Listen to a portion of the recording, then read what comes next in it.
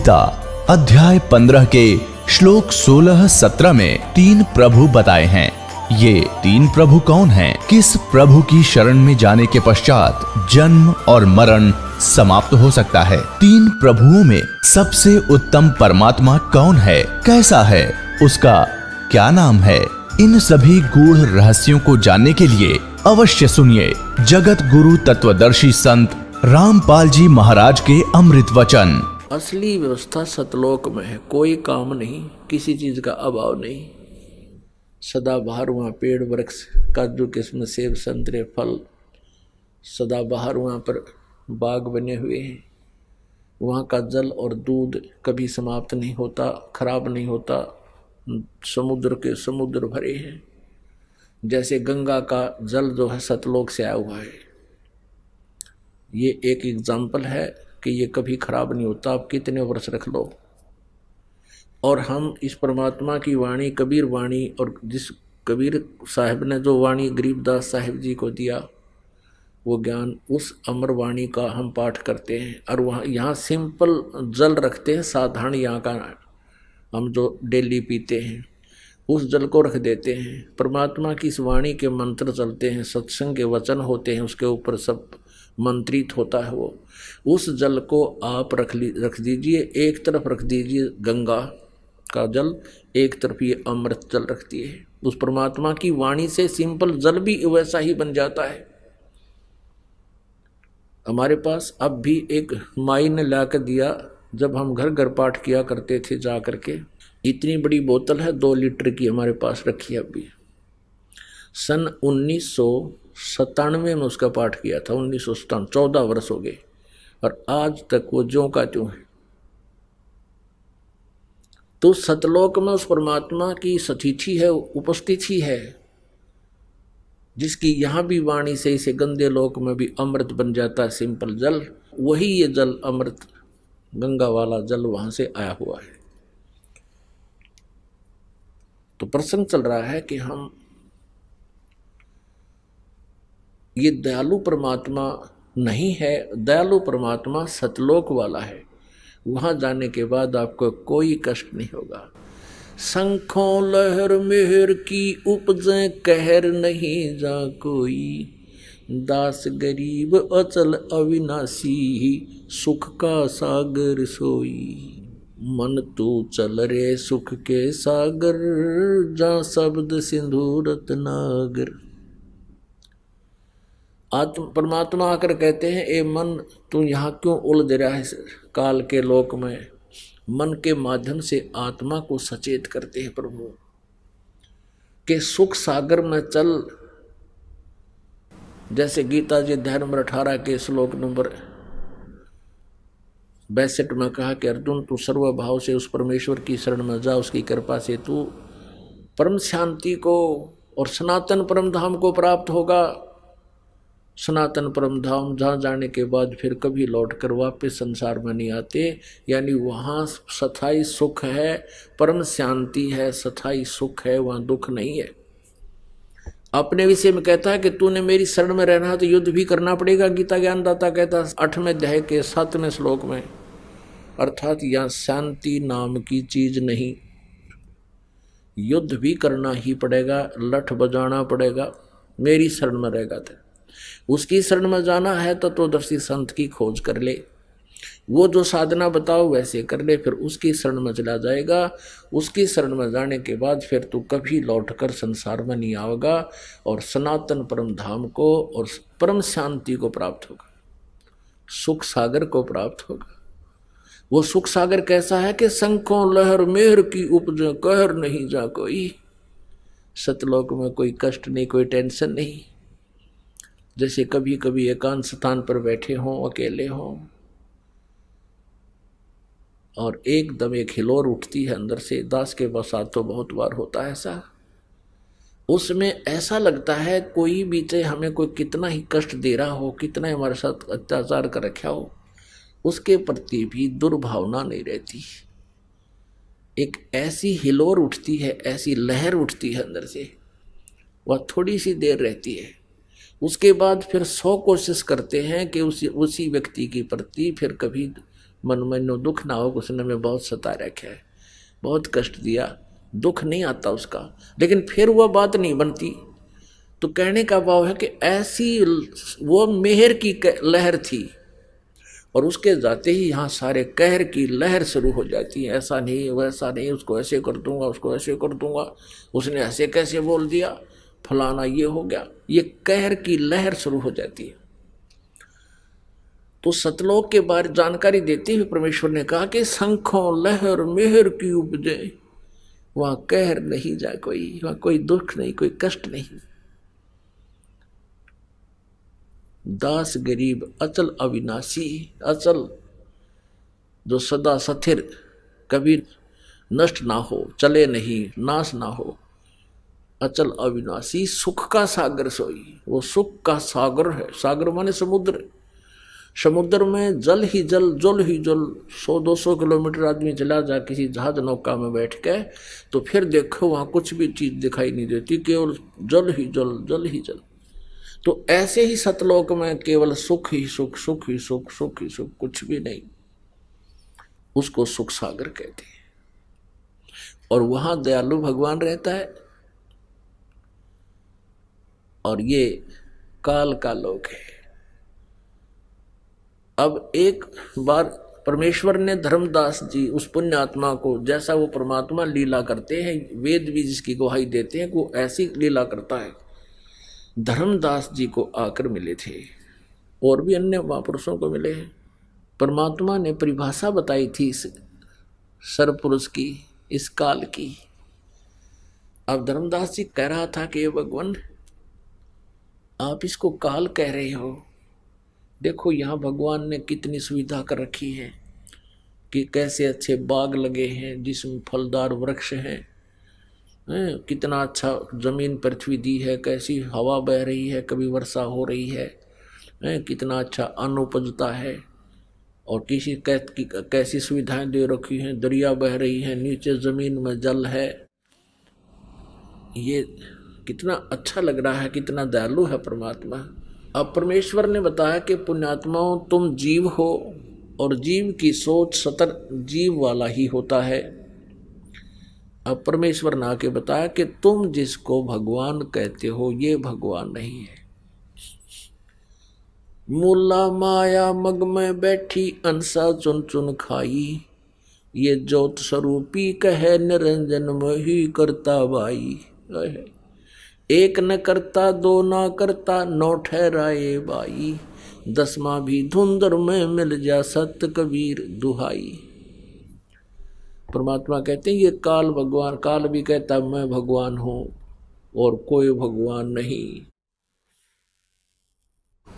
पुण्यात्माओं, श्री शिव पुराण में ये काल जब ब्रह्मा विष्णु दोनों का झगड़ा हो जाता है, शिव रूप धारण करके उनके बीच में एक पहले तो लिंग खड़ा कर देता है, सतम डम्बा तेजो में सतम, फिर स्वयं आता है और कहता है कि तुमने अपने आप को भगवान मान लिया, तुम भगवान नहीं हो, मैं भगवान हूँ, मेरे अतिरिक्त कोई भगवान नहीं है। अब पुराणों में तो वो अपने पुत्रों को, अपने जीवों को अंतर्गत कुछ भी कहता रहे, वो पुराण अलग सेपरेट शास्त्र है। तो उसने कहा कि मैं भगवान हूँ। अब यहाँ ये कह रहा है गीता जी में, क्यों गीता जी का ज्ञान वेदों वाला, वेद का ज्ञान दिया था परमेश्वर ने, कबीर देव जी ने ब्रह्म के अंतःकरण में फीड कर रखा है, उसने जोका तो बोलना पड़ गया। तो परमात्मा कहते हैं ये ज्योत स्वरूपी, ये ब्रह्म भी कहता मैं भगवान हूं, ये भगवान नहीं है। भगवान की परिभाषा आज बताई जा रही है, आपको सुनिएगा। अब जैसे परमात्मा ने बताया कि धर्मदास तुम इसको भगवान समझते हो, जो ऐसी सुविधा दे रखी, ये तो काल है, ये तो कसाई है। जैसे कसाई बकरे पालता है, उन बकरों में बकरी नर और मादा दोनों छोड़ देता है, और जिसकी अच्छी सेल है प्रतिदिन की 5-4 बकरों की, तो वो क्या करता है, एक बहुत बड़ा चरागाह ले लेता है, बहुत बड़ा क्षेत्र 10, 20, 50 एकड़ जमीन खरीद लेता है, और उसमें घास फूस जंगल ये वृक्ष होते हैं, और उसके चारों तरफ वो एक बाड़ बना देता है, रोक लेता है उनको, उसमें छोड़ देता खुले। उसी में एक छोटा सा तालाब बना देता है। उसी अक्षेत्र में एक गर्मी सर्दी से बचने के लिए कुछ एक झोंपड़ी नुमा लंबा शेड डाल देता है। अब वो नर और मादा बकरे और बकरी रजोगुण युक्त होकर के संतानों उत्पत्ति करते हैं। फिर उनमें मोह ममता भी होती है। सभी प्राणियों के अंदर ये तीनों गुणों का प्रभाव होता ही होता है। अब वो बच्चे पैदा करते हैं, सारी सुविधा वहाँ जल भी है, गर्मी सर्दी से बचने के लिए शेड है उनके लिए। वर्षा आती है तो भी उसके नीचे भाग कर आ जाते हैं, ज़्यादा गर्मी होती है तो शेड के नीचे वो बैठ जाते हैं। अब वो भोले प्राणी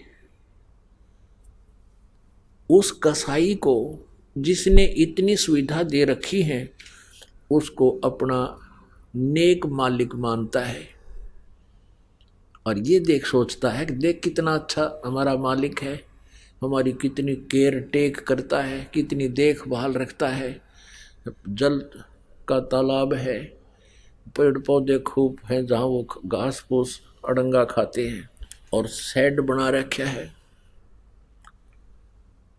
और जब वो कसाई आता है उन बकरों में,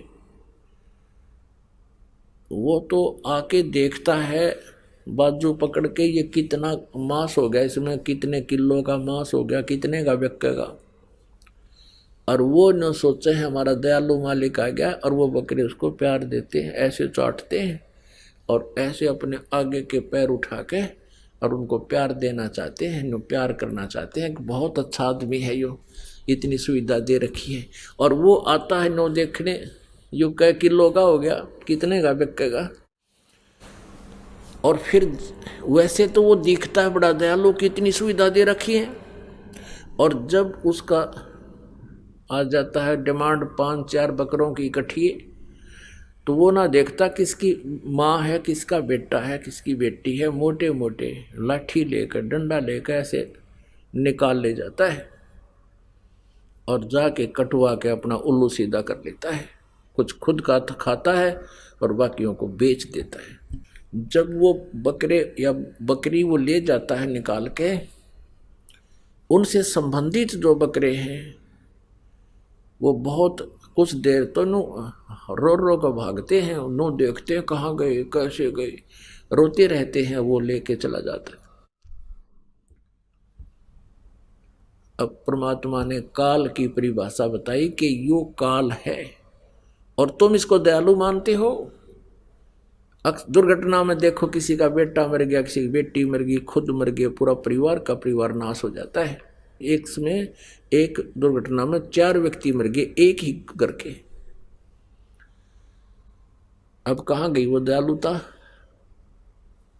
कहाँ गई ये सुविधा, चाट ले सुविधा ने, इन पेड़ पौधे ने। अब परमात्मा हमें याद दिलाना चाहते हैं कि तुम वहां चलो सतलोक में, और वहां जाने के बाद ऐसी ही सृष्टि है। ये गुमराह करने वाला पंथ, ये राधा स्वामी धन धन सतगुरु, ये सच्चा सौदा सरसा, जगमाल वाली, यो गंगुआ वाला, और ये ठाकुर जी महाराज, यो जय गुरुदेव, ये सारे भ्रमित हैं। ये काल का चलाया हुआ पंथ है। और ये कहते हैं सतलोक में तो प्रकाश ही प्रकाश है, चेतन ही चेतन है, वहाँ भगवान नहीं है। वहाँ तो आत्मा ऐसे मिल जाती है परमात्मा में जैसे बूंद समुद्र में। बता इनकी अकल है। हम खोद रहे भगवान को, सारे प्रमाण बताने लग रहे परमात्मा साकार है, उसका सुंदर शरीर है, एक रोमकूप में करोड़ सूर्य करोड़ चंद्रमा मिला दे ऐसा उनका नूर है। अरे ये क्यों वहाँ कुछ भी नहीं है। तो जहाँ भगवान नहीं है तो हम के टिंडे लेंगे वहाँ जाके, हम क्या करेंगे, गड्ढेंगे वहाँ पर, इसे नाथ यहाँ पर, इसे नाथ वहाँ पर। कोई भी कंट्रोलर नहीं हमारा। तो जिसके लिए हम तड़फ रहे हैं, जिसके दर्शनार्थ हम भगवान के दर्शन हो जाए, तो पुण्यात्माओं ये वहाँ निराकार बताएं तो कौन जा भाई वहाँ पर। सपने में भी ना सोचा कोई जाने की बात करी, मारे मेडिटेशन ला ले सुबह शाम 2.5 घंटे, बता, जहां भगवान नहीं और डूब कर मरने वाली बात है तो क्यों बैठे हो 2.5 घंटे में भी क्यों समय वेस्ट कर रहे हो अपना? ऐसी गंदी जगह जाना चाहते हो जहां आदमी जानते डूबे मरे। अब समुद्र में कोई कहे चलो तुम समुद्र में डूब कर मरो, मिल जाओ उस बूंद में, चलियो, कोई सा बकवाद करने लग रहे, कोई ज्ञान नहीं, कोई सोच नहीं, अपनी अकल प्रयोग नहीं करते। तो वहां ऐसी ही सृष्टि है, लेकिन इस मटेरियल का अंतर है। ये तो मिट्टी का बना हुआ है और 5 तत्वों में लीन हो जाएगा जब ये अंत होगा। इसको फूक दिया जाओ चाहे गाड़ दिया जाओ, एक दिन ये खत्म हो 5 तत्वों में लीन हो जाएगा। अब ये 5 तत्वों से बना हुआ है, इसमें कौन कौन से तत्व हैं? पृथ्वी, जल, अग्नि, वायु और आकाश। और कोई सा दिखा है इसमें? कितना सुंदर स्वरूप बन गया। ऐसे ही वहां एक तत्व से बना हुआ शरीर है, नूर से, और वो इतना सुंदर शरीर है, 16 सूर्य जितना प्रकाश हमारे शरीर का होगा जब हम सतलोक पहुंच जाएंगे। और परमात्मा के शरीर का जो ये बंदा जल के लगावा इतना नूर है परमेश्वर सतपुरुष के शरीर का, करोड़ सूर्य करोड़ चंद्रमा एक रोमकूप के रोशनी के आगे फीके हैं। यानी उनका इतना नूर है, वो समर्थ है, वो सर्वशक्तिमान है, अमित औजा है, अमित औजा जिसकी शक्ति का कोई वार पार ना हो। और हम जीव हैं, आत्मा है, हम वहाँ हंस रूप में होंगे। हंस माने जैसे यहाँ मनुष्य कहते हैं, नर कहते हैं स्त्री और पुरुष को, तो वहाँ हंस कहते हैं। हंस माने जैसे यहाँ एक पक्षी का नाम हंस है जो किसी सरोवर पर होता है, वो बुगले जैसा होता है सफ़ेद, और बुगला मच्छी खाता है, कीड़े खाता है, और वो हंस नहीं खाता। हंस में एक और गुण है गॉड गिवन, 1 गिलास दूध में 1 गिलास पानी जल डाल दो, हंस के सामने रख दो, हंस उसमें से दूध पी लेगा, 1 गिलास जल को छोड़ देगा। दूध और पानी जिसने छान लिया और बुराई जिसने छोड़ दी वो हंस कहलाता, वो पुण्यात्मा। अर्थात सब बुराइयों से दूर नेक आत्मा को हंस आत्मा कहते। तो वहाँ हंस रूप में हम होंगे और परमात्मा परमहंस है। आत्मा हंस और परमात्मा परमहंस, यानी वो परमहंस है, वो परमात्मा है, वो श्रेष्ठ आत्मा, वो श्रेष्ठ है, वो दयालु है। तो यहाँ गीता जी अध्याय नंबर 15 के श्लोक नंबर 17 में कहा कि उत्तम पुरुषतु अन्य परमात्मा इति उदाहरते, उसको भगवान कहा जाता है, वो है परमात्मा। पुण्यात्मा, ये अमृत ज्ञान है, ये तत्व ज्ञान है, ये सत्यनारायण कथा है। सत्यनारायण का अर्थ होता है अविनाशी परमात्मा। हम विष्णु जी को सत्यनारायण कहा करते हैं। बता, इनकी तो बहुत कम आयु है। आपने देख ली इन परमात्मा, इन भगवानों की आयु की कैलकुलेशन में भी आपने सुन लिया। और परम अक्षर ब्रह्म की कोई आयु नहीं, वो तो अजर अमर है, सृष्टि से पहले भी वही थे, उसी ने सृष्टि रची है। तो कहने का भाव ये है कि जो ये वहाँ पर कहते भगवान वहाँ है कुछ नहीं, तो वहाँ जाने की इनकी रुचि कैसे बनेगी जहाँ भगवान नहीं। अब कोई कहे कि सतलोक आश्रम पर वाला चलो और वहाँ गुरुजी है, गुरुजी नहीं है, वहाँ तो सिर्फ प्रकाश ही प्रकाश है, ट्यूब जले हैं। अरे फिर टिंडे लेना होगे, तुम क्या करोगे इस ट्यूबान देखने, गुरुजी तो निराकार है। तो इनकी ये सोच समझ लो। इतनी एक एग्जाम्पल देता हूँ, जो इन अज्ञानी संत, किसी की भी थ्योरी देख लो आप, किसी भी धर्म की देख लो, उनका लोकवेद दंत कथा ये बताता है कि परमात्मा निराकार है। और हमारे सदग्रंथ बताते हैं परमात्मा सह शरीर है, उसका नाम कबीर है। अब जैसे एक समय, अब हम आते हैं परमात्मा साकार और निराकार पर, जो ये गलत थ्योरी बता रहे हैं परमात्मा वहाँ है ही नहीं, उसकी वो तो निराकार है। जैसे मुसलमान धर्म में परमात्मा को बेचून कहते हैं, वो निराकार है, वो दिखाई नहीं देता। और ईसाई धर्म में परमात्मा को वो फॉर्मलेस कहते हैं, निराकार है। जबकि पवित्र बाइबल बता रहा है, पवित्र बाइबल में वर्णन है कि वो परमात्मा मनुष्य दृश्य है। सृष्टि की उत्पत्ति नामक ग्रंथ है पवित्र बाइबल में, उसके प्रथम ही अध्याय के 26 नंबर आयत में 26 नंबर श्लोक में लिखा है कि परमात्मा ने जब और रचनाएं कर ली, छठे दिन उसने कहा कि मनुष्य को मैं अपने ही स्वरूप में बनाऊंगा। ऐसा कह के भगवान ने, परमेश्वर ने मनुष्य को अपने ही स्वरूप अनुसार, अपने ही रूप जैसा बना दिया। उसकी नर और नारी करके सृष्टि रचना कर दी। फिर भगवान निराकार क्यों कर हो गया, फॉर्मलेस क्यों कैसे हुआ?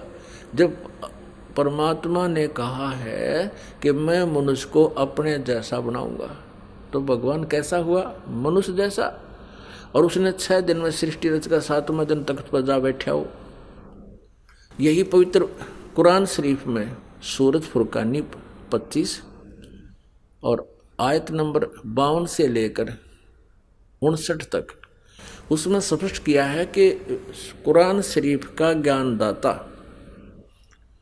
जिसको मुसलमान धर्म अपना अल्लाह भगवान गॉड मानते हैं, जो श्री हजरत मोहम्मद जी को आदेश देता है किसी फरिश्ते के माध्यम से या स्वयं किसी और, वह बोल रहे हैं ऊपर तो आकाशवाणी करके, वो उनका फाइनल गॉड है। किनका? मुसलमानों का, जो हजरत मोहम्मद जी को कुरान शरीफ का ज्ञान दे रहा है। तो कुरान शरीफ का ज्ञान दाता कहता है अपने पैगंबर हजरत मोहम्मद जी को कि हे पैगंबर, तो इन काफरों का कहा ना मानना। ये 52 नंबर आयत है सूरत फुरकानी 25 की। इन काफरों का कहा ना मानना, और मैं तुझे जो इस कुरान शरीफ में दलील दे रहा हूं, जो ज्ञान दे रहा हूं, इस पर विश्वास करना। और ये काफिर नहीं मानते कि कबीर इज गॉड, अल्लाह कबीर है, तो उस कबीर अल्लाह है मेरी बातों विश्वास करता हुआ इनकी बातों में मत आना। और कबीर परमात्मा है, उसके लिए तू संघर्ष करना, यानी लड़ना नहीं, झगड़ना नहीं, लठ नहीं बजाना, खून खराबा नहीं करना, इनकी बात तू मत मानना। और ये कबीर नामक अल्लाह वही है जिसने सभी सृष्टि रची है, पृथ्वी बनाई, इस नीचे खारा और मीठा जल दे दिया, इसी ने तुम्हें जन्म दिया, यहाँ सब संस्कार उसी से बने हैं।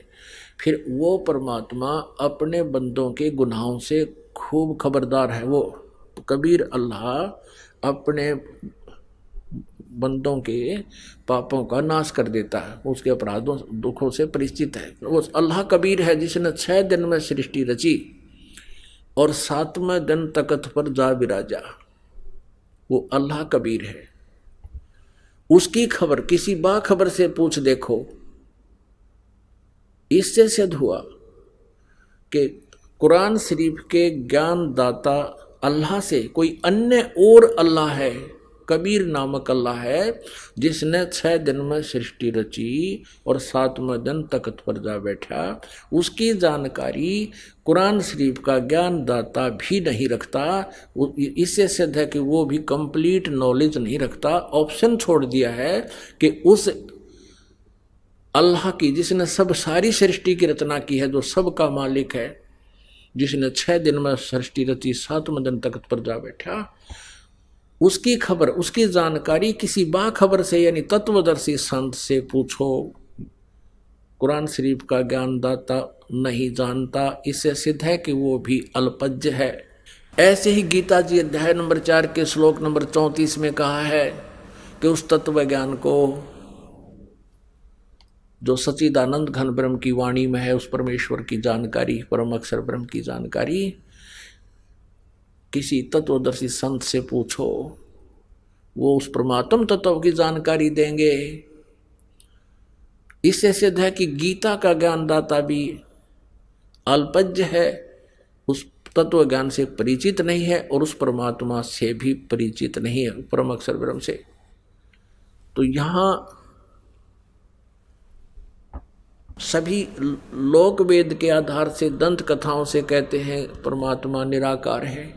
हमारे सदग्रंथ कहते हैं, सभी ग्रंथ धर्मों के, पवित्र धर्मों के सदग्रंथ कहते हैं परमात्मा मनुष्य सदृश्य है, उसका शरीर है वो, उसका नाम कबीर है, मनुष्य जैसा है। एक समय पुण्यात्मा आज सुबह आपको बताया था कि जिनको आज मानव शरीर प्राप्त है वो पुण्यात्माएं हैं, क्योंकि पुण्य जिनके घने नहीं होंगे उनको मनुष्य जीवन नहीं मिलता। उनसे भी पुण्यात्मा वो है जो परमात्मा की तरफ में भटक रहे हैं, घूम रहे हैं, कोई न कोई साधना कर रहे हैं, वो और पुण्यात्माएं, वो कभी ना कभी किसी जन्म में परमात्मा की भक्ति करते हुए आ रहे हैं। उनको चाह होती है भगवान की, वो रह नहीं सकते भक्ति बिना, और उनके साथ परमात्मा भी रहता है। अब जैसे कितनी पुण्यात्माएं हैं जो इस धन धन सतगुरु वाला में करोड़ों की संख्या में जा फंसे, कितनी अच्छी भगवान की चाहने वाली आत्माएं इस राधा स्वामी वाला में जा फंसे, ये कितनी पुण्यात्मा है, उनको भगवान मान, उनके अच्छे संत मानकर आंखें मीच कर बैठ के, क्योंकि ये ब्लाइंड फेथ, ये बिलीवर हैं, ये ब्लाइंड फेथ करते हैं, और भगवान के मार्ग में ब्लाइंड फेथ ही चलता है, इसमें बकवाद नहीं चलती।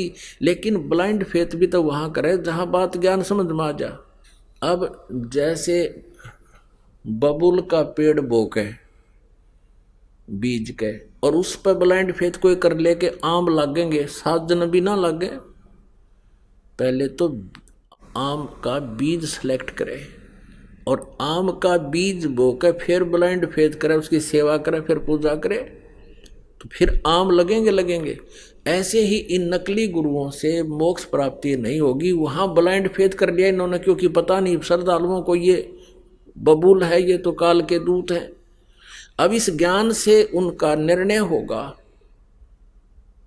कि कौन अज्ञानी है और कौन ज्ञानी है, तो तत्व ज्ञान से पता लगता है। तो ये कितनी पुण्यात्मा वहां चली गई। कुछ और दूसरे इन अंसा देश वाले हम फंसे पड़े, वो बालेगेश्वर जी हैं, कहते हैं 100 देशा में उसका बेरानी 105 देशा में गए, उसका प्रचार है। तो ये सारा काबली की कर बो दी उसने, सारा ज्ञान ठोक दिया, बबूल बीज दिया आम के स्थान पर, अज्ञान भर दिया सब में, कह गए पता नहीं इनको। तो ये मनुष्य जीवन के शत्रु हैं। इसने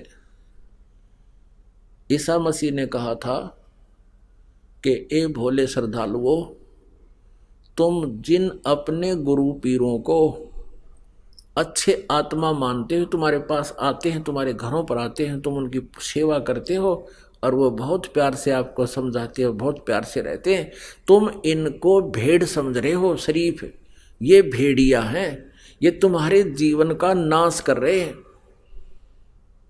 तुम्हें बर्बाद कर रहे हैं।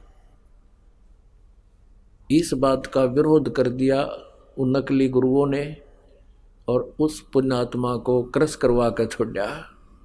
ऐसे जालिम हैं ये लोग, और इसी का कारण था क्रोथा कांड इन्होंने कराया। दास ने इनके अज्ञान की खाल तार दी, इनके अज्ञान का पर्दाफाश कर दिया। इन्होंने सोचा तुम तो कितना जोगे नहीं रहोगे, जनता भी थूकेगी, तुम किसे आचार्य थे, किसे तुम गुरु थे, तुमने कह का भी नहीं पता, वेदों का ना गीता का ना किसी और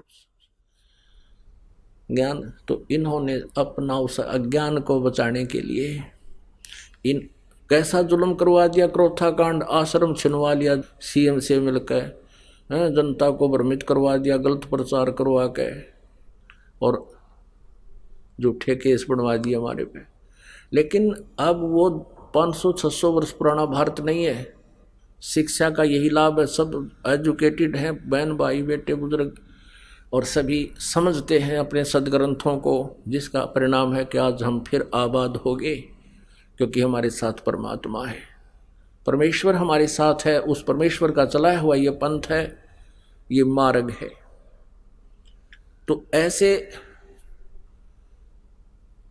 उस परमात्मा ने ये सब ज्ञान हमें बताया। तो प्रसंग चल रहा था कि ये अज्ञानी लोग कहते हैं परमात्मा निराकार है, हमारे सदग्रंथ बताते हैं परमात्मा साकार है। तो ऐसे ही श्रद्धालु आंख मीच कर, जैसा भी कोई गुरु जैसा मार्गदर्शन करता है, वो बेचारे स्वीकार कर लेते हैं, क्योंकि अध्यापक के सामने विद्यार्थी ऑब्जेक्शन नहीं कर सकता। अब अध्यापक वो होता है जो सिलेबस में पढ़ावे, सिलेबस से कोई ज्ञान दे। सिलेबस से बाहर कोई ज्ञान देता है, वो दंत कथा सुना रहा है, वो नावल की कहानियां सुना रहा है, वो विद्यार्थियों के लिए घातक होती है। ऐसे जिन्होंने सदग्रंथों का ज्ञान हमें नहीं दिया, वो आध्यात्मिक गुरु होते हुए भी शत्रु थे समाज के। वो आध्यात्मिक गुरु नहीं थे, लेकिन उनको आध्यात्मिक गुरु मान लिया था। अब जैसे श्रीमद् भगवद गीता अध्याय नंबर 16 के श्लोक नंबर 23-24 में कहा कि जो शास्त्र विधि को त्याग कर मनमाना आचरण करते हैं, ना उनकी गति होती है, ना उनको कोई सिद्धि प्राप्त होती है, और न ही उनको कोई सुख होता है, अर्थात यूजलेस। इससे तेरे लिए अर्जुन 24वें श्लोक में 16वें अध्याय की गीता जी, इससे तेरे लिए कर्तव्य और अकर्तव्य की व्यवस्था में शास्त्र ही प्रमाण है। यानी जो साधना करनी चाहिए, जो ना करनी चाहिए, वो सदग्रंथ में जो लिखे हैं वही हम आप मान्य होनी चाहिए, अन्य नहीं। किसी की लोक वेद की कथा से स्वीकार ना करना। तो ये जितने भी गुरुजी थे अभी तक हमें लोक वेद सुनाया करते थे। तो ऐसी जो पुण्यात्मा पिछले जन्म की पुण्यात्माएं हैं, उनको मानव शरीर मिला है और वो परमात्मा की तरफ में भटक रहे हैं। उनमें से एक थे शेख फरीद जी, और वो बचपन से ही परमात्मा में बहुत, वैसे बचपन से ही मालिक साथ रहता है ऐसी आत्माओं के। सबको भगवान ढूंढते फिरते हैं, कहते हैं परमेश्वर गोता मारो स्वर्ग में और जा बैठो पाताल, कहे कबीर ढूंढता फिरूं अपने हीरे माणिक लाल है। शेख फरीद जी थे मुसलमान धर्म में। वो पुण्यात्मा छोटे से थे, जब छोटे बालक, नटखट गणे थे, शरारत बहुत किया करते थे। माता भी दुखी हो जाती थी, गली के बच्चों के साथ झगड़ा कराते, उल्हाने आया करते थे। अब माँ ने सोचा अब क्या करूं इस बालक को, क्योंकि आजकल तो बच्चे छोटे छोटे स्कूल भेज देते, माता पिता नर्सरी में दाखिल कराते हैं, वो बालक खिलाने के से उनमें छोड़ दिए। पहले तो ऐसी कोई व्यवस्था नहीं थी, घर पे रहते, पिता खेतों में कहीं और अपना काम से चले जाते, कोई मजदूरी के लिए या कोई और, तो माता बच्चों की देखरेख वो स्वयं ही रखती थी। वो शरारत गणी करा करता, उलाने से तंग आ गई। उसने सोची कि इलाज करूं इसका। उसने कहा कि बेटा तू नमाज करा करे, अल्लाह की बंदगी किया करे। शेख फरीद छोटा सा बालक था, कहने लगा क्यों, किस लिए करूं, मुझे क्या मिलेगा। अब वो खजूर गणे खाया करता, खजूर। माता ने कहा कि अल्लाह तुझे खजूर देगा बेटा। बोला सचमुच माता, कहाँ, अल्लाह तुझे खजूर देगा। तो कहने लगा बता मुझे कैसे करना है। अब माता ने तो सोचा ठीक हो गया। अब माता ने कहा कि ले एक कपड़ा बिछा दिया, गद्दा कोई बिछौना बिछा दिया, अब बेटा इस पे लेट जा, ऐसा आंखें बंद रखना, कभी ऐसे करना कभी ऐसे करना, और ये कहना अल्लाह मुझे खजूर दे, खुदा मुझे खजूर दे, ऐसे कहते रहना, आंखें नहीं खोलनी है। और जब तक मैं ना कहूँ आंखें नहीं खोलना, नहीं तो खजूर नहीं मिलेगा। जब माता का काम का समय होता, उसका बिछा दिया बिछोना और कहा बेटा ले प्रार्थना कर। अब वो लग गया अपना ऐसे करने, आंखें खोले नहीं। माँ ने क्या किया कि खजूर थोड़ा सा, इतना सारा, और 2 पत्तों के बीच में लपेट कर उसके बिछौने के नीचे रखाई। अब वो माँ ने कहा कि आजा बेटा आंखें खोल दे। माँ का काम हो लिया, इतना वो बैठा रहा, घंटा और पौन घंटा जैसा भी।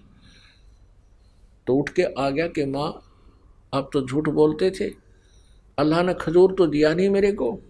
माँ ने कहा बेटा भगवान ऐसे सरेआम नहीं रखता, वो छुपा कर देते हैं, देख तेरे बिछोने के नीचे कहीं जरूर अवश्य मिलेगा। उसने वो चद्दर उठा के देखी, खजूर पाया, कूदता फिरे, खावे खूब कूदे, सब न बतावे आज अल्लाह ने मेरे को खजूर दिया, अल्लाह ने मुझे खजूर दिया। फिर आते नो के माँ अब कब करनी है वह नमाज, जब वो खजूर उसका ख़त्म हो जा एक अगले दिन फिर कहा माँ अब कब करना है वो।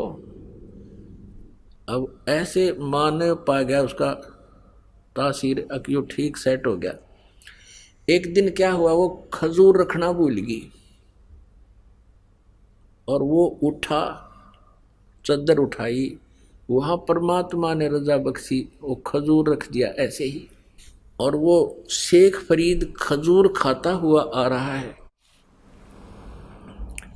जब उसकी माँ ने कह दिया कि आजा बेटा उठ ले, और उसको याद नहीं रहा कि मैं आज खजूर धरना भूल गई, तो उसने बड़ी चिंता हुई कि उन्हें कम्मा फिर कभी नहीं करे जे आज खजूर ना मिल लेते। घनी चिंतित होगी वह। उसने देखा वो खजूर खाता हुआ रहा है।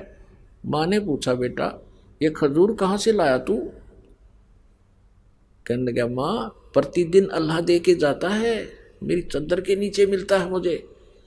कि सचमुच बता। हाँ देख यहाँ रखा था।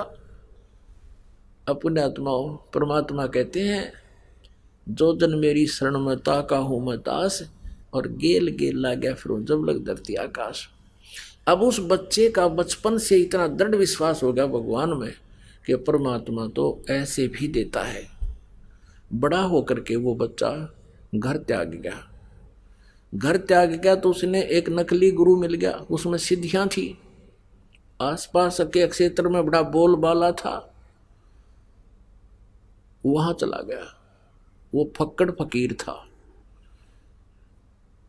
उसको फक्कड़ फकीर बोलते हैं जो अपने हिसाब से अलग साधनाएं करते हैं। एक तो जैसे हिंदू समाज में जो व्यवस्था है भाई गीता का पाठ कर ले, पुराणा का पाठ कर ले, व्रत रख लिए, मंदिर में माथा टेक लिया, एक तो ये साधना।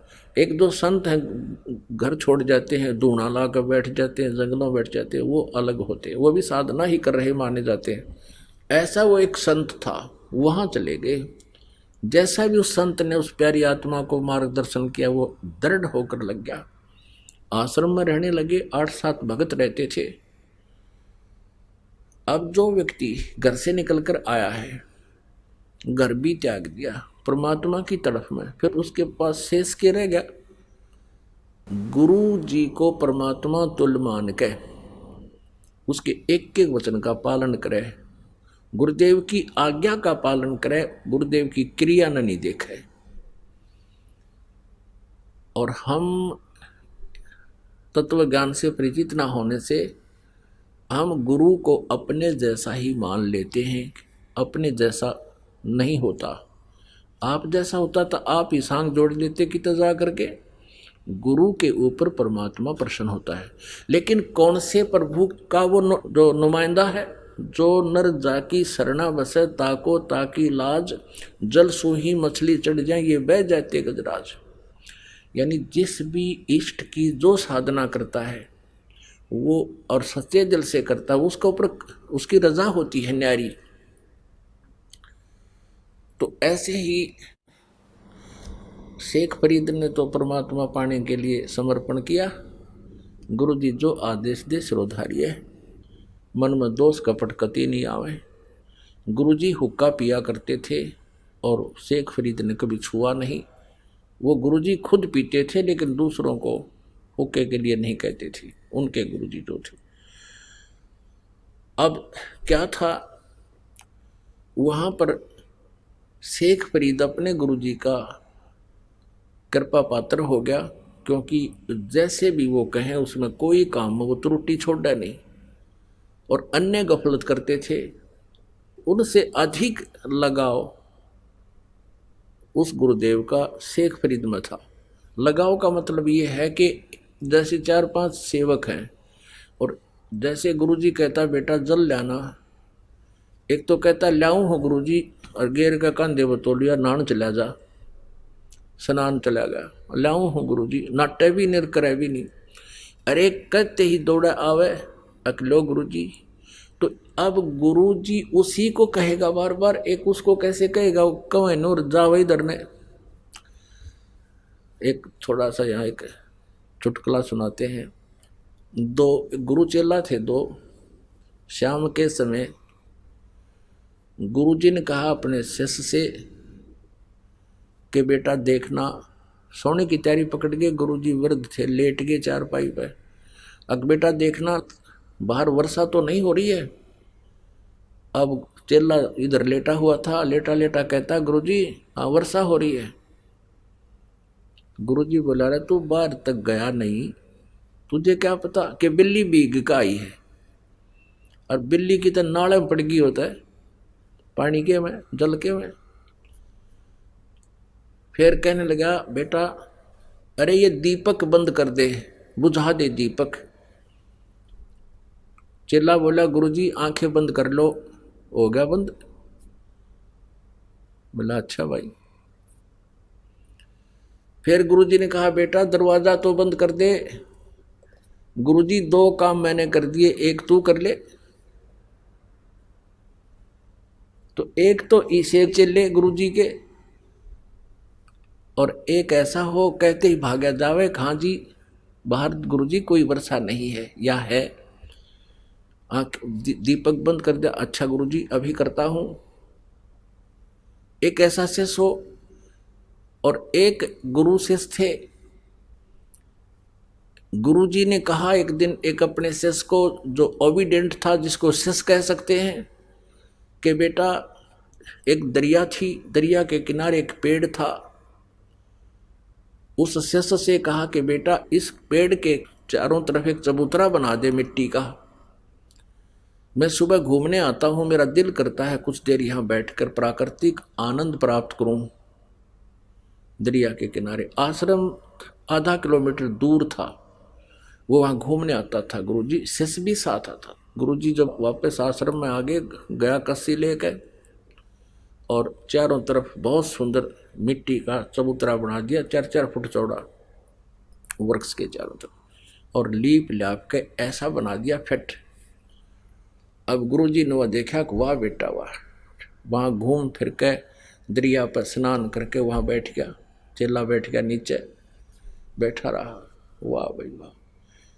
अब अगले दिन कहने लगा बेटा ये मुझे अच्छा नहीं लगा, इसको ढा दे, खत्म कर दे। अच्छा गुरुजी। अगले दिन उसको कति प्लेन कर दिया। अगले दिन फिर वो दोनों आए शेष गुरु। फिर गुरुजी ने कहा बेटा ये चबूतरा वैसा ही बना दे, मेरा दिल करता है यहाँ बैठूं।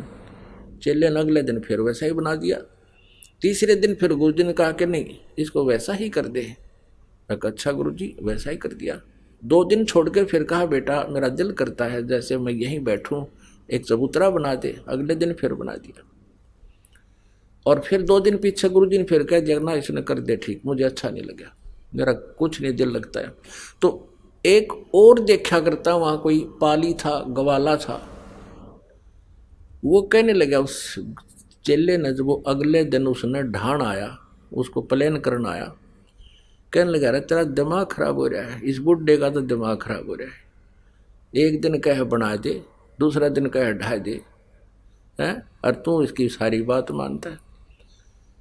तो वो शेष बोला भाई इस मारे क्रियाक्रम तो तू परिचित को ना, या मेरी परीक्षा हो रही है भाई, और इस चबूतरे कुछ लेना देना को ना।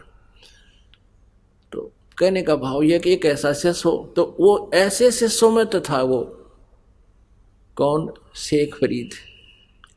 और दूसरे वो थे, 2 काम मना कर दिए गुरुजी, एक तू कर ले के जमा टूट रहे हैं तेरे। अब ऐसे ही बच्चे को कहा जा बेटा ऐसा कर ले ऐसा कर ले, तो उनको ईर्षा होगी कि शेख फरीद को ज्यादा प्यार करते हैं। अब प्यार के करो, काम तो कराना ही है अपना। तो उन्होंने सोचा कि शेख फरीद की ऐसे वो करते हैं जिससे गुरुदेव के ये हृदय से उतर जा। उनको ये चिंता थी कि गुरुजी इस गद्दी का मालिक किसने बनावेंगे। भगवान पाने आ रहे हैं, और फिर इसी कुबाड़ में उड़ जाए वो किसा हंस किसा संत है। गद्दी की भूख जिसमें है, शेख फरीद में वो नहीं थी। वो अपना कर्तव्य प्रयाण रहता था, अपने कर्तव्य को मुख्य समझता था। वो तो आया मालिक पाने के लिए था। तो उन्होंने एक स्कीम बनाई कि गुरु जी के हृदय से इसको उतारें, कोई ऐसी गलती हो जिससे गुरु जी से नाराज हो जाएं। अब वहां क्या कर रखा था, सबको सेवा देने के उद्देश्य से 1-1 दिन बांट रखे थे 5-6 जितने भी शिष्य थे वहाँ पर। एक दिन एक शिष्य की ड्यूटी लगती थी, गुरुजी का सुबह से लेकर शाम तक सारे काम वही करेंगे, जैसे भोजन बनाना, खिलाना, कपड़े धोना, और वो हुक्का पिया करता, हुक्का पिलाना उसको, उसकी सफाई सफाई कर और काम अन्य कर देते थे। तो एक दिन शेख फरीद की ऐसे चल रही थी रूटीन, तो एक दिन उसकी सेवा आई और गुरुजी, क्योंकि ये तपस्वी होते हैं सिद्ध, और तपस्वी में तामस ज़्यादा होता, क्रोध बहुत होता है। वो गुरुजी क्या करता था कि रोटी खा के, खाना खा के हुक्का पीता था, शाम के समय भी और दोपहर को भी। शाम के समय एक दिन क्या हुआ कि शाम के समय शेख फरीद का दिन था सेवा करने का।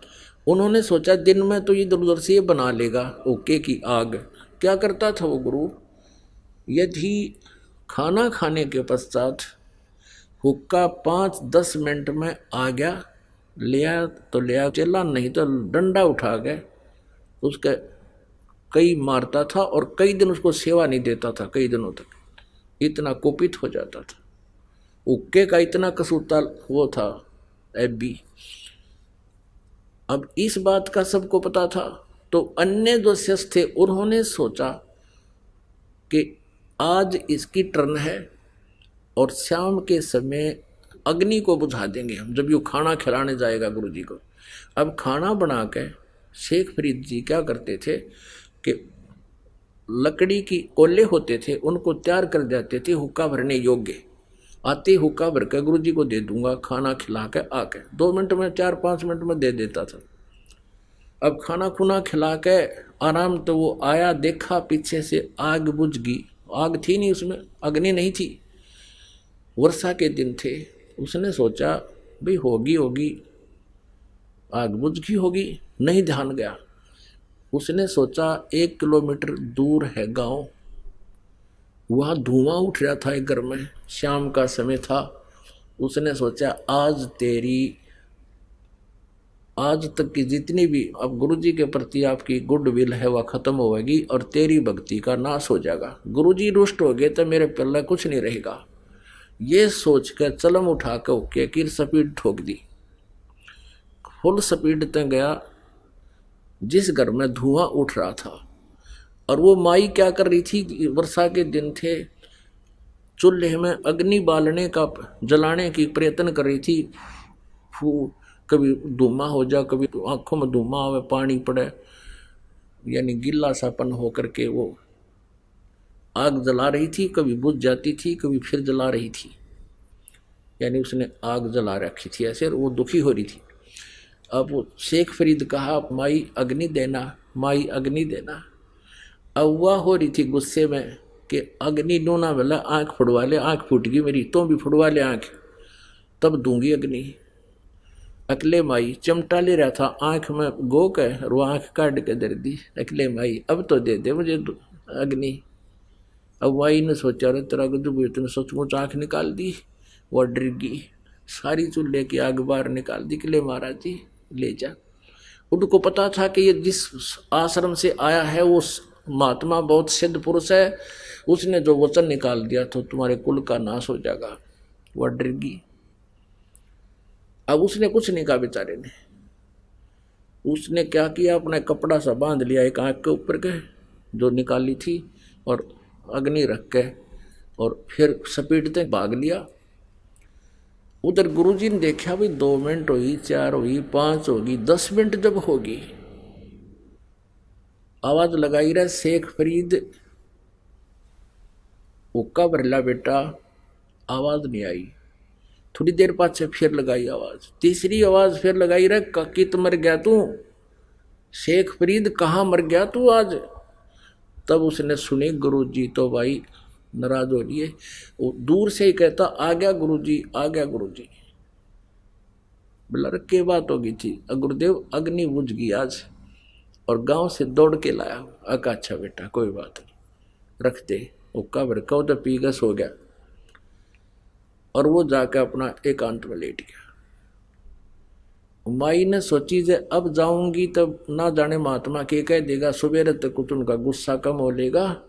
उसने सोचा था यो चेला जाकर बताओगा, वो लाल पीला होया पाओगा। वह माई सवेरे मटके के कापण पर ढक्कन पे वह आंख रख कर लेगी और कहने लगी, महाराज जी मेरे पे गलती होगी। सारी कहानी बताई, ऐसे ऐसे आपका शिष्य गया था और आग अग्नि मांगे था और मैं दुखी हो रही थी, महाराज जी मेरे से गलती से निकल गया, तू आंख फुड़वा ले। आइए अब हम उन श्रद्धालुओं के अनुभव जानते हैं जो जगत गुरु तत्वदर्शी संत रामपाल जी महाराज जी से दीक्षा प्राप्त कर चुके हैं तथा उनके द्वारा बताए गए भक्ति मार्ग पर चल रहे हैं। जी नमस्कार। नमस्कार सर। क्या नाम है आपका? मेरा नाम नायबो देवी है जी। कहाँ से आए हैं आप? सर मैं अम्बाला से हूँ। संत रामपाल जी महाराज से नाम दीक्षा लेने से पहले आप क्या भक्ति साधनाएं करते थे? सर सतगुरु रामपाल जी महाराज जी से नाम दीक्षा लेने से पहले मैं जैसे सर समाज में करते हैं वही साधनाएं करती थी, जैसे पितर पूजना, मड़ी मसानी पूजना, देवी में देवी धाम जाना, मंदिर मस्जिद जाना, ये सब सर मैं करती थी। तो आप हिंदू धर्म में प्रचलित सभी साधनाएं कर ही रहे थे, तो फिर संत रामपाल जी महाराज की शरण में क्यों जाना पड़ा? क्यों आपने संत रामपाल जी महाराज जी से नाम दीक्षा ली? सर बात कुछ ऐसे थी सर, जैसे मैं पितर पूजा ज़्यादा करते थे सर हमारे घर में, तो उसका ये था कि जैसे पितरों की वजह से सर मेरे जो शारीरिक कष्ट थे वो बहुत ज़्यादा बढ़े हुए थे। जैसे सर हर 2-3 महीने बाद मेरे साथ पितर दोष की वजह से क्या होता था कि लूज मोशन लगते थे। लूज मोशन लगने से सर हर 10 मिनट बाद जाना, और जैसे ही मैं टॉयलेट जाती थी सर इतना ज़्यादा ब्लड आता था, इतना आता था सर कि मैं बहुत वीक हो जाती थी कि मेरे को पकड़ पकड़ के लेके जाते थे सर। मतलब 2-3 महीने बाद मेरे को हॉस्पिटल में एडमिट होना, मेरी सारी रिपोर्टें करवाना सर, मेरा पाइल्स का भी टेस्ट करवाया सर, लेकिन मेरी रिपोर्ट थी वो ओके आती थी।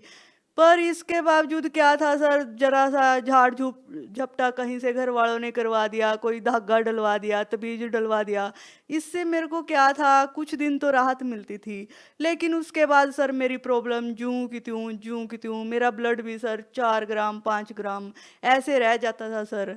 ये ब्लड बढ़ाने के लिए सर मेरे को इंजेक्शन दिए जाते थे कि ब्लड बढ़ जाए। मतलब मैं इतनी परेशान थी सर कि बस क्या बताऊं सर। आपने बताया कि जो आप भक्ति साधनाएं पहले कर रहे थे, उन साधनाओं के करने के बाद भी आप बहुत ज्यादा दुखी थे, बहुत ज्यादा परेशान थे, तो फिर आपको उन दुखों से कैसे निजात मिली? सर जैसे मैं सतगुरु रामपाल जी महाराज जी की शरण में आई हूँ सर, मैंने नाम दीक्षा ली है, मैंने शास्त्रोनुकूल उनके द्वारा बताई गई सतभक्ति की है सर। मेरे जो शारीरिक कष्ट है सर वो धीरे धीरे धीरे सब खत्म होते गए सर, और आज मैं सर बिल्कुल ठीक हूँ। हम आपसे ये जानना चाहेंगे कि क्या जो पितर दोष आपको लगा हुआ था उसको दूर करने के लिए संत रामपाल जी महाराज ने कोई तांत्रिक विद्या की, या फिर कैसे आपकी जो भूत प्रेत की बाधा थी वो ठीक हो गई? नहीं सर, उन्होंने कोई झाड़ फूक कोई कुछ नहीं किया सर। हम जैसे ही ज्ञान समझ के परमात्मा का, सतगुरु रामपाल जी महाराज जी का, उनकी शरण में गए सर, उन्होंने हमें वेद शास्त्रों गीता के अनुसार सतभक्ति दी सर। हमने वही जाप किए जो उन्होंने दिए सर, और उनको करते करते ही मैं आज शारीरिक रूप से बिल्कुल ठीक हूँ सर। संत रामपाल जी महाराज जी से नाम दीक्षा लेने के बाद क्या आपको और भी लाभ मिले? हाँ जी सर मैं 5-6 साल तक माइग्रेन की प्रॉब्लम से बहुत ग्रसित थी सर। जैसे ये नहीं पता था कि दर्द कितना हाइपर हो जाता था, मेरे को हॉस्पिटल लेके जाते थे सर।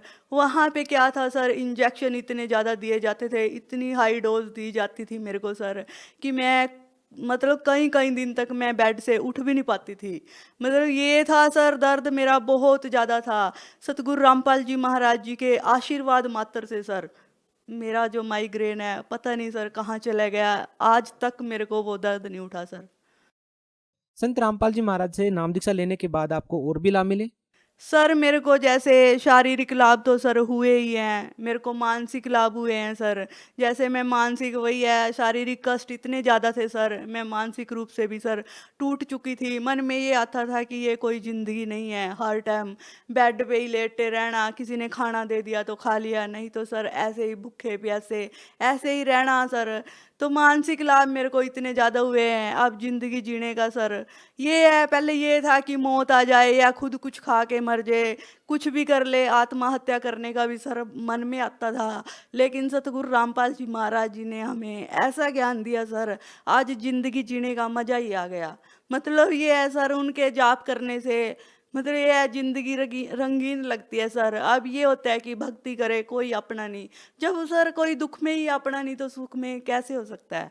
अब रामपाल जी महाराज जी की कृपा से सर आज मैं अपने परिवार में बिल्कुल सही तरीके से रह रही हूँ सर। मेरे बच्चे भक्ति करते हैं, मेरे पति भक्ति करते हैं सर। मेरे को सर माइग्रेन था, तो ये ठीक ही नहीं होता था इतना ट्रीटमेंट करवाने से भी। तो एक दिन क्या था सर, मैं बहुत ज़्यादा परेशान थी सर। तो सतगुरु रामपाल जी महाराज 31 दिसंबर सन 2019 की बात है सर। सतगुरु रामपाल जी महाराज जी मेरे सपने में आए। सपना क्या सर, मैंने बेड से उठ के बैठ के भी देखा आंखें खोल के कि क्या ये सच है। सर मैं लाइट ऑफ करके रूम की सोई पड़ी थी सर। जैसे ही सुबह 4 साढ़े 4 बजे का टाइम था सर, सतगुरु रामपाल जी महाराज जी आए सर, और पूरा कमरा था जो मेरा इतना रोशनी से जगमग था। सतगुरु जी मेरे गुरु जी सर ऐसे रूप में आए सर कि बिल्कुल वाइट सुंदर शरीर, बिल्कुल एकदम मोतियों जैसा सर, चमचमाता शरीर। और गुरु जी ने मेरे जैसे ही सिर पे हाथ रखा सर, और सर उस दिन से लेकर आज तक सर मेरे को जरा सा भी दर्द सिर में नहीं हुआ। माइग्रेन वाला तो बहुत दूर की बात है सर। देखिए, आपने बताया कि संत रामपाल जी महाराज जी से नाम दीक्षा लेने के बाद आपको बहुत सारे लाभ मिले। तो हम आपसे ये जानना चाहेंगे कि यदि आप किसी और संत से नाम दीक्षा लेते तो भी आपको बहुत सारे लाभ मिल सकते थे, क्या कहना चाहेंगे?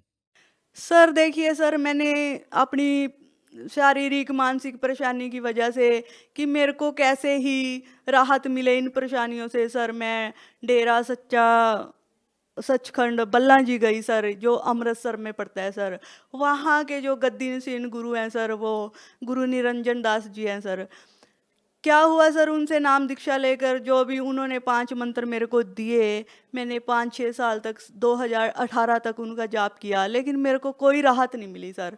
मेरी प्रॉब्लम ज्यों की त्यों बल्कि और ज़्यादा बढ़ती गई सर, मुझे कोई लाभ नहीं हुआ सर। लेकिन जब से मैं सतगुरु रामपाल जी महाराज जी की शरण में आई हूँ सर, दिन प्रतिदिन मतलब मेरा सुख बढ़ता ही जा रहा है सर।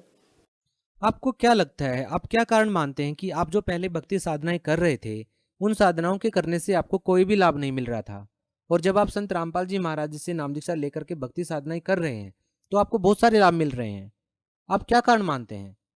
इसके पीछे तो ये है, जैसे पहले वाली जो साधनाएं थी हमारी, वो शास्त्र विरुद्ध थी। मतलब मनमाना आचरण था, जैसे सब कर रहे हैं बस वैसा ही कर रहे हैं, उनसे कोई लाभ नहीं मिलता था। पर सतगुरु रामपाल जी महाराज जी ने हमें वेदों के अनुसार, शास्त्रों के, कुरान, बाइबल, हर तरह के ग्रंथ से मैच करके भक्ति साधना दी है, जिसको करने से हमें पूर्ण लाभ मिल रहा है जी। कोई दिक्कत नहीं आज के टाइम में। जी, आप भगत समाज को क्या संदेश देना चाहते हैं? मैं भक्त समाज से यही रिक्वेस्ट करना चाहती हूँ कि जैसे मैं परेशान थी, पितर दोष की वजह से मैं न जाने कहाँ कहाँ गई हूँ अपनी परेशानी को ठीक करने के लिए, लेकिन मेरा कहीं भी कोई समाधान नहीं हुआ। मेरी प्रॉब्लम ज्यों की त्यों बनी रही। तो मैं आप सभी से यही रिक्वेस्ट करना चाहती हूँ कि आप भी सतगुरु रामपाल जी महाराज जी की शरण में आएँ और अपना और अपने बच्चों का भी कल्याण करवाएं। तो हमें ये बताइए कि संत रामपाल जी महाराज जी से कैसे नाम दीक्षा ली जा सकती है? सतगुरु रामपाल जी महाराज जी से नाम दीक्षा लेने के लिए आप सोशल मीडिया प्लेटफॉर्म पर जगत गुरु तत्वदर्शी संत रामपाल जी महाराज जी सर्च करके उसके नीचे जो सत्संगें आती हैं उन पे नंबर दिए गए हैं, वहाँ पर आप कांटेक्ट करिए और वहाँ कांटेक्ट करने पर आपको आपका नज़दीकी नामदान केंद्र बता दिया जाएगा। आप आसानी से वहाँ जाकर सतगुरु रामपाल जी महाराज जी से नाम दीक्षा ले सकते हैं। बहुत बहुत धन्यवाद। सत साहिब जी।